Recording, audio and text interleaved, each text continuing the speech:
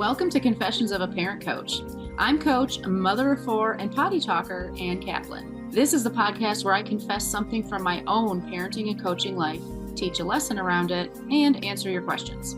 Even we parenting experts are far from perfect, and the real magic happens when we get down with all that imperfection. We get into the gritty side of parenting here, so earbud up and dive in.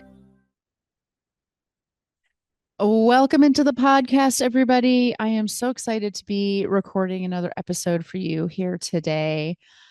It has been a few months actually since I've recorded an episode, although for your experience, you just heard from me last week, maybe. So it feels fun to just sit in front of the microphone, and I have all this beautiful stuff planned for the next couple of months to share with you and kind of get back into my podcasting rhythm and everything. And really excited to go further with some of the things that I've started chatting with you all about already. And one of those things for today is internal family systems, which you've heard me talk about in conceptual ways, right? Like we've talked about how IFS basically says that, the sensation that we have that we oh, a part of me wants to go to the party and a part of me wants to stay home and veg, right? We all think that way sometimes, or even say things like that. IFS basically takes that idea and says, yeah, for real, actually, you will have those two parts of you. It takes what we call the ego or the personality construct or our habits, our characteristics and things like that, and it breaks that down into, instead of one sort of blob of a personality, we look at each of those little elements as specific entities within us that we can interact with, understand more about those parts, and then also therefore understand more about ourselves. We can actually learn from those parts, and we can understand what those parts need so that they become allies and beautiful aspects to our skill set, and not quite so much like hijacking entities that really could take us over and maybe even cause damage over time, right? So that's what IFS is. You've heard me talk about that a million times. What I'm going to talk about today is actually how you can do IFS yourself, a little bit on yourself, by walking you through the very first steps that I do with a client when we're practicing IFS. And oftentimes when I'm working with somebody and we've met a part, we've heard a little bit from that part, but obviously there's still a little bit more work to do with that part, and our session is wrapping up, I'll encourage them, if you want to have some bridge work between now and our next session, you can kind of go inside and connect with this part on your own. And here's how you do that. And I'm going to share that with you today. So if you've been enjoying, maybe being intrigued by IFS, or maybe even have a little bit of experience, today's episode hopefully will take you, much deeper in that pursuit. But always, of course, got to start with our little confessions here.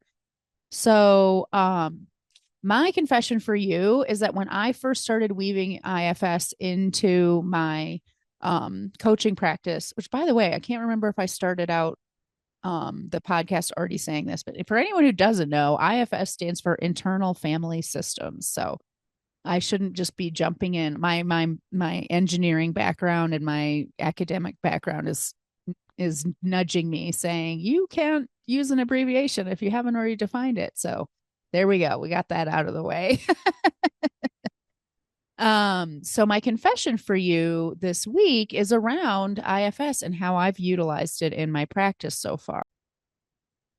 So when I first started weaving IFS into my work with my clients, I made what I have come to realize is the classic mistake as an IFS practitioner, which is trying to explain IFS to my clients until they had a sort of a critical mass of understanding IFS, with the idea that as they finally started to get it, then they would be like, oh yeah, let's do it. Or they would just almost naturally segue into doing it with me.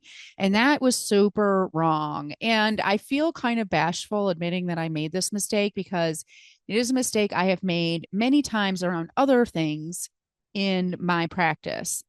There's a part of me that believes that if I explain stuff well enough, people will not just understand what I'm saying, but they will integrate and adopt what I'm saying, which is completely false. But that part of me really thinks that explaining is the best way to help people. This is the part of me that I have had to work with a lot as a mom, understanding that actually talking doesn't teach. My little TED Talks and explanations and lectures that this part of me would love to parent with are actually not helpful to my children. And that has been a really challenging thing for that part of me to accept. Although we've come a long way and that part of me really gets it now for the most part. But sometimes that part of me forgets when it comes to grown-ups. So I get it around the kids. When it comes to grown-ups, I often will still fall into that pattern. That part of me will kind of hijack my system and be driving the ship. And before I know it, I've just, gone on a soapbox and my clients' eyes are glazed over. And there has actually been no energetic shift or transformation as a result of that. Maybe what's happening inside my clients is, wow, Anne knows a lot about whatever it is she's talking about. Or what might be happening in them, I would say just as likely is, wow, Anne sure can soapbox about stuff. Or this is really boring, or I don't get it, or maybe I'm too stupid to work with her because I don't know what the heck she's talking about.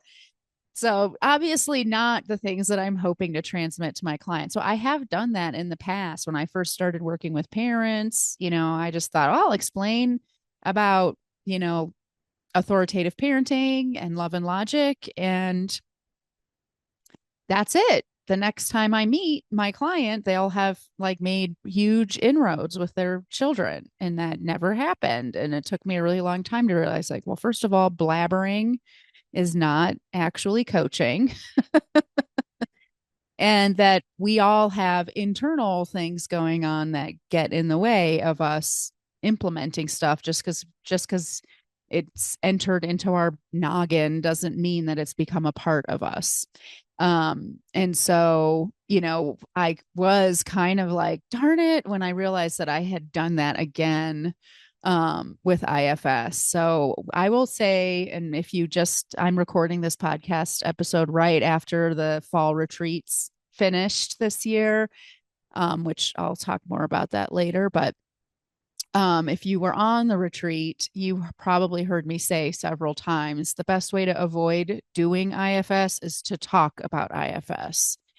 And that realization, that confession, is kind of the impetus for recording this episode for you. So we don't need to talk about the didactics of IFS. You don't have to understand them at all. It's completely fine if you don't know anything about any of the words that I've used or any of the sort of overlay of IFS with other theories of psychology. All of that stuff is, if you're interested, if you have a part that's really interested in understanding those things and likes to be researched and all that stuff, that's beautiful. It's not necessary. And so I kind of want to drop into that for this episode and really kind of center much more around that below the neck experience that IFS really is. And what I mean by I say that is it's not an intellectual exercise. It's not an analytical exercise. It's really something that involves somatics, so things that you feel in your body, emotions, and tuning in to those centers of intelligence and learning from them instead of this, intellectual, analytical, evaluative process that, we're usually doing almost all day long, when we're not, intentionally doing other things like meditating or whatever. So let's talk about these kind of steps of IFS. So oftentimes, like I said, this is something I walk my clients through after they've done an IFS experience with me. So they have a lived experience of it. I'm going to say right now, and this is not meant to be self-serving, doing IFS on your own is a beautiful thing, but it will never actually be as powerful or transformative as being helped through that process by a practitioner. Because when we're doing IFS on our own, a part of us has to be kind of executive functioning, right? A part of us has to be like, okay, so what's the next thing I should do now? Or I should be checking to see how I feel toward this part or whatever. When you're working with a practitioner, the practitioner's job is to hold that space and that container, to keep an eye on time for you, to cue you, to work through the steps, so you don't have to. You can surrender completely and be held and led by your practitioner. And in that way, you can open up even more and learn even more from your system, because there's no, um, you know, executive functioning that needs to be happening simultaneously. So I hope that this can give you a taste of it. If you've already done a few IFS sessions with me, this can kind of help you take your work even further in between our sessions. But I never, there are some coaching tools out there that I often say, if you can do this, you don't need a practitioner to do this. It's the same. Like, you can do it yourself.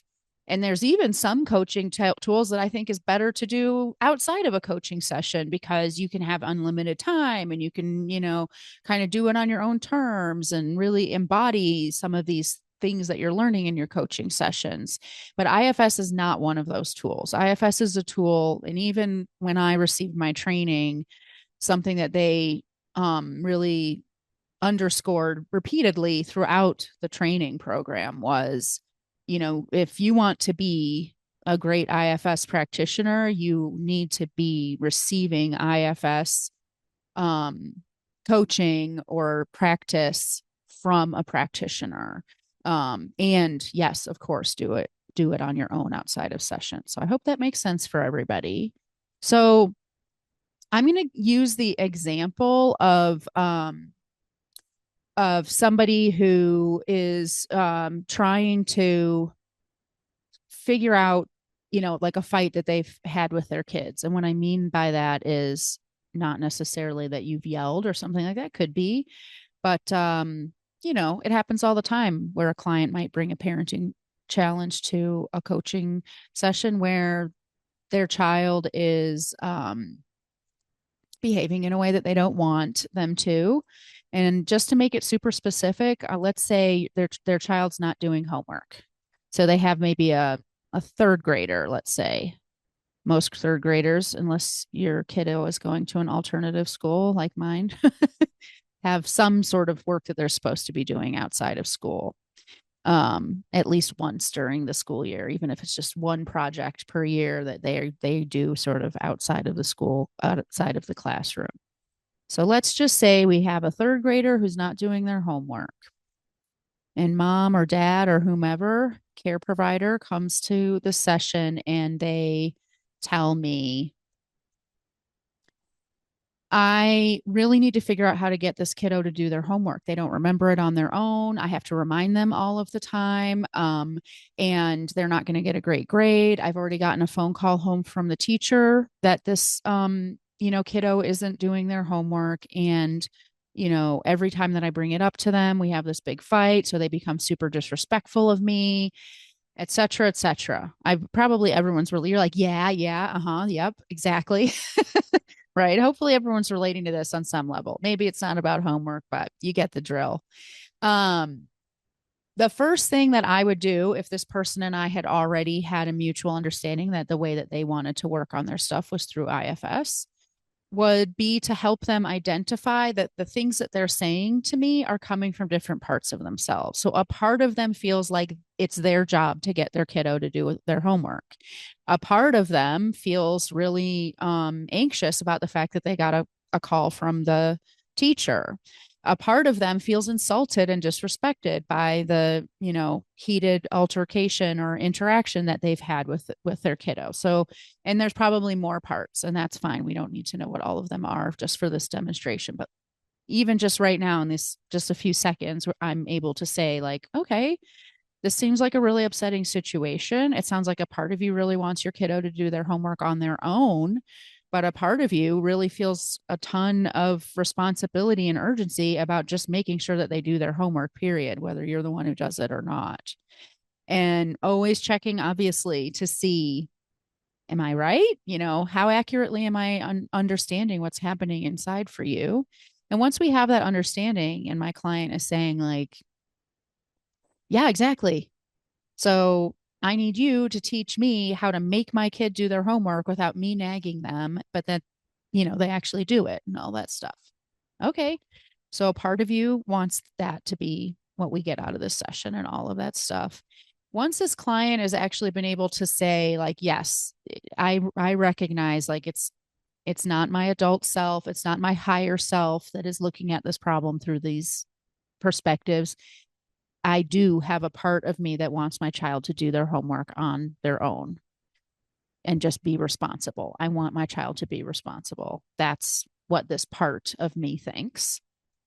Now we can actually start to work with the part. And that is the steps that I'm going to walk you through right now.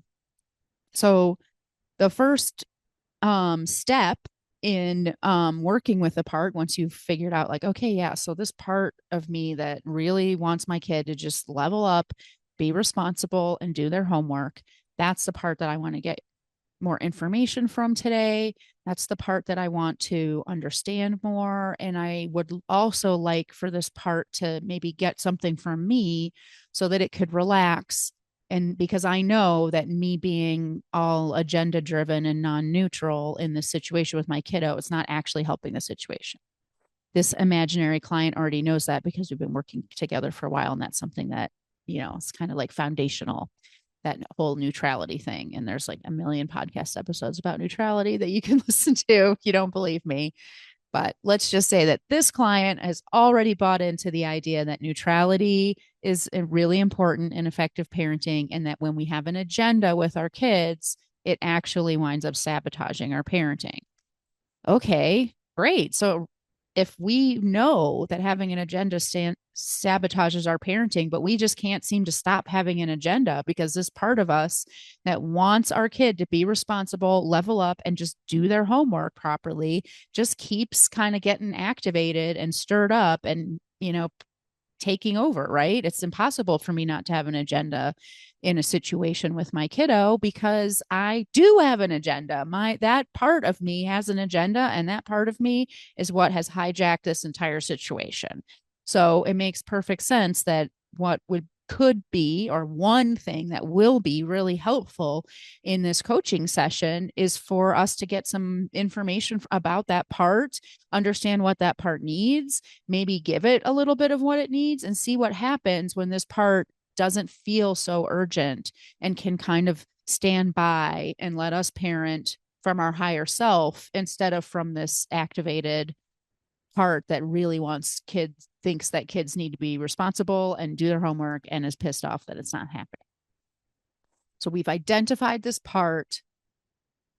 We know that, helping this part and being with this part and understanding this part is going to be helpful for this, like, overall objective, which is resolving this homework situation. Now we can kind of walk through the beginning steps of IFS. And the first step is to let yourself go inside and feel the feeling that this part brings up in you, that, why isn't this kid doing their homework? What's the matter with this kid? Like, why do I have to keep reminding them they should be doing this? Like, all of that stuff, really pull it up in your body. Right. And even as I'm saying it, I can feel it myself, especially when I went, grr. So you might even be feeling it right now. So that's the first thing that I would say to my client. And it's the first thing you can say to yourself is, okay, let me feel this thing and let me locate it in or around my body. So feel it and locate it. Or in IFS, we would say find it. So where do you feel it in or around your body? Oh, it's a pit in my stomach. Or, oh my God, I feel it in my jaw because I'm just clenching my teeth and I just want to punch this kid, right? Or maybe I feel it in my forehead or wherever. There's no wrong answer there. And the beauty of IFS is that I'm not asking you to guess where it is in your body. I'm not asking you to, if you had to say, where do you think it's coming from in your body? No, we just get quiet. We go inside and we sense, we listen, we feel, where is it in or around your body? And a lot of people will start IFS being like, I don't get it. I can't do it. And then if I just be really quiet, like a minute later, they'll be like, oh, yeah, or like you'd be surprised where people feel stuff. And it doesn't, like I said, it could be around your body, not in your body. So a lot of times people are like, oh, I just have this like sense like off to the right side of my shoulder that there's like just this voice or this message that's like being whispered in my ear or something like that, right? So that's not necessarily in your body, but it's still a very physically felt experience and sensation. So that's the first step. We feel the part, locate it, find it, and locate it in our body. And then we just notice it. So that's the step two. Just notice it in your body. So let's say it was a pit in your stomach. Let's notice it in your stomach, just churning and burning or whatever it's doing, feeling anxious, throbbing. It's a notice, it's an observation.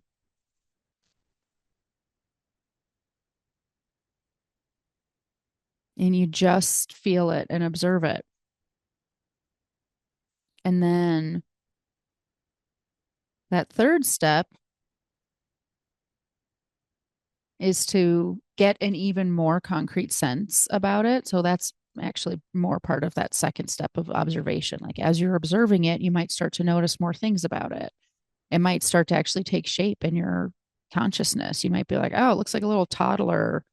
I had a client at the retreat actually who was doing some work, and all of a sudden what she saw from this sensation she had in her body and morphed into this little kid angrily throwing snowballs at just everything that she was pissed about.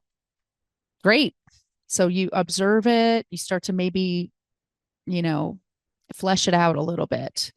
You just, as you observe it, it might take more shape, or you might learn more stuff about it, like, oh, it's really angry, or oh, it's scared, or oh, you know, it's kind of moving around right now, or it's growing, it's taking up even more space, or whatever. No, there's no wrong answers.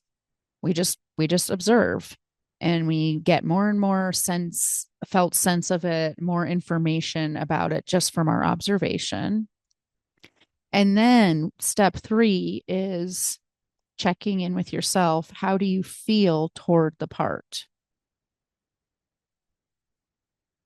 So sometimes when we go inside and we observe our parts, we're not real fans of them. Like this example of this parent who's really frustrated with their child for not doing their homework and being responsible, finds this sense of frustration in their pit of their stomach. And when I ask them, how do you feel toward it? They might just be like, I'm so annoyed with it. I know that I'm supposed to be neutral when I'm dealing with my kid, and I can't do it. And it's because of this part that just keeps flaring up and messing me up.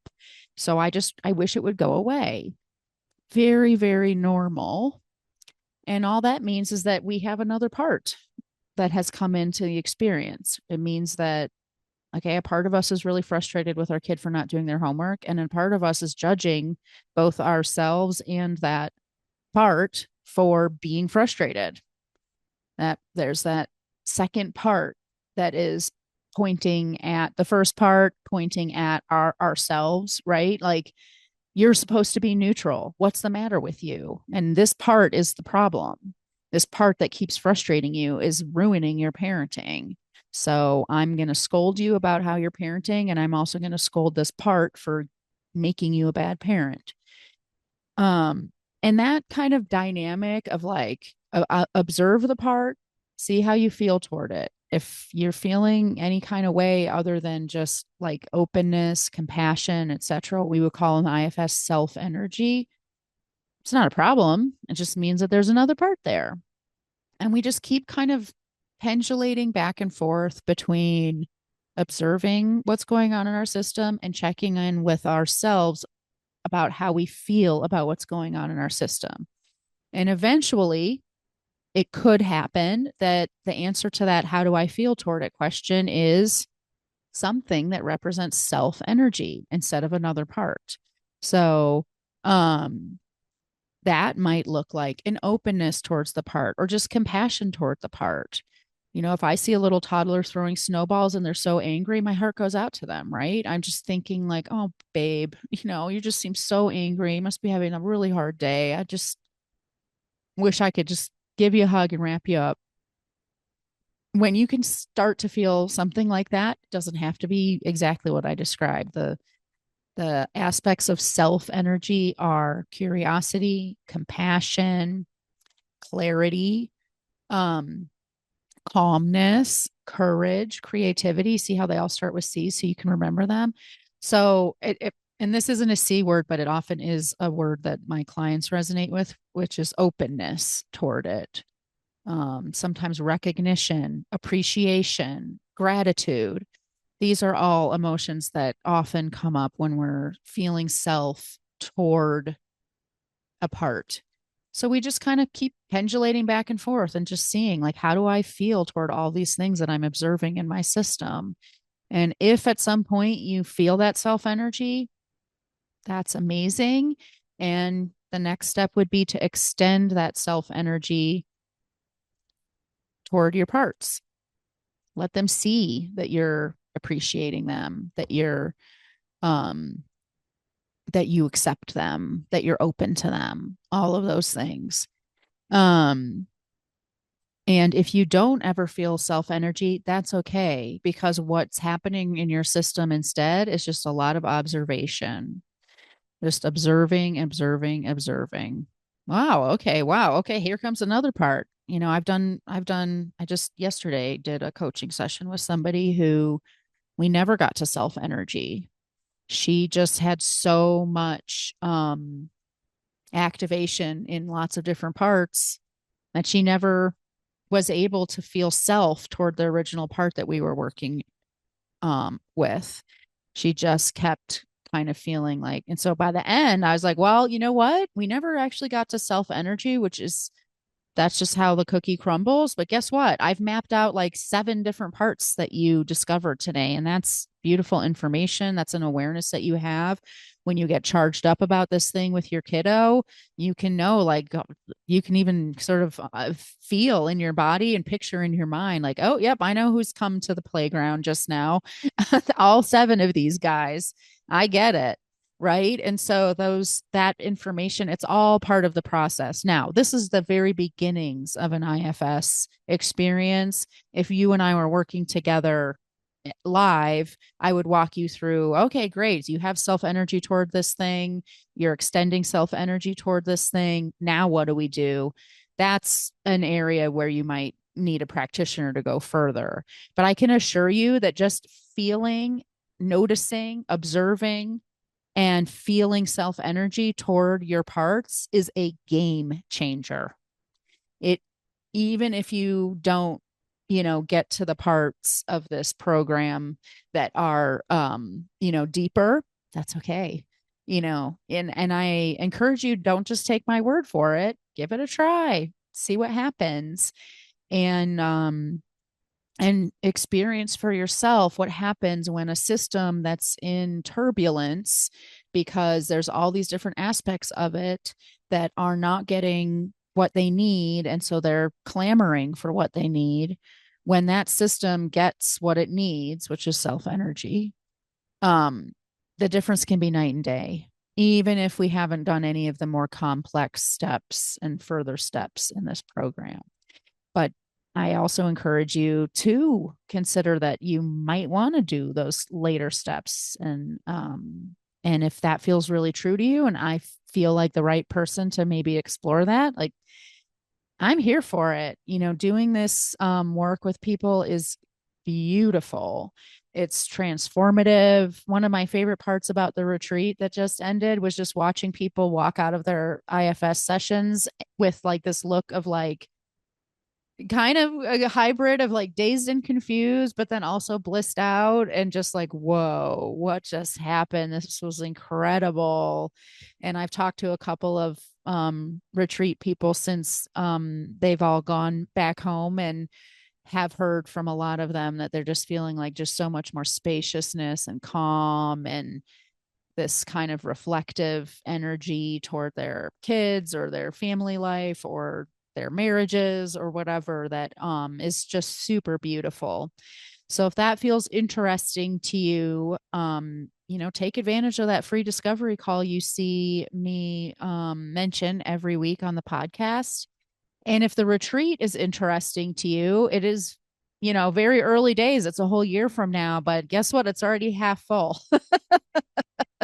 So I really encourage you to reach out to me about the retreat as well. You can do that by setting up a discovery call, or, of course, contacting me in any other possible way. Let me know if that's something that's been on your heart to do. You've heard me talk about it before, and this is your year, or 2026 is your year.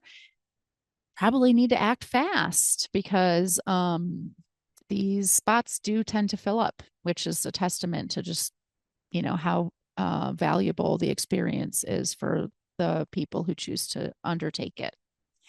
I hope that's all been very helpful for you this week. I can't wait to talk to you again soon. Bye, everybody. The episode is over, but there's more waiting for you. You can grab my free workbook, Getting Kids to Listen the First Time, that walks you through the fundamental principles I teach all of my clients and applies them to this very universal parenting challenge. So if you're sick of repeating yourself all day long, or just want to learn more about my style, you'll definitely want to go to bit.ly/kidswholisten. And if you're ready to work with me, let's meet. Set up a free call at bit.ly/KaplanCall, and let's create an action plan that gets you exactly where you want to go. And of course, links to all this goodness are in the show notes. Thanks for joining, and I'll see you next time.